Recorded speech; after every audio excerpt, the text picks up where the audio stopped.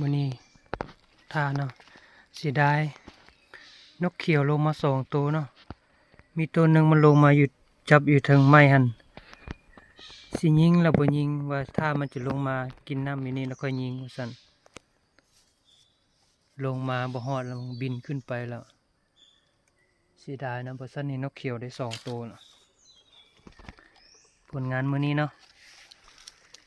ตัวกระเล่นนี่2 ตัวอันนี้ก็ลงอยู่ซุ่มนี่เนาะเอาหน้ายิงนกเขียวได้ตัวหนึ่งนกอันนี้ตัวหนึ่งแล้วก็นกนี่ตัวหนึ่งนกขวก2 ตัวเนาะนกกางเขนดงนี่ก็2 ตัวนกน้อยอีก4 ตัว2 4 6 8 10 11 ตัวเนาะนก11 ตัวกับตัวกระเล่น2 ตัวสีได้นกเขียวอีกตัวหนึ่งเนาะยิงตั้งแต่อยู่เทิงเพิ่งแล้วก็แล้วอันนี้เนาะหน้าว่าสิท่ามันลงมาแต่ว่าบัดลงมาเนาะโอเคเดี๋ยวนี้ก็6 โมงปลายแล้ว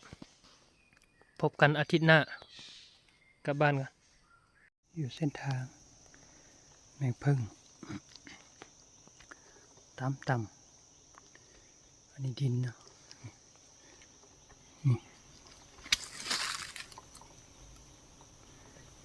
ดำเลยหางปกใหญ่เต็มเลย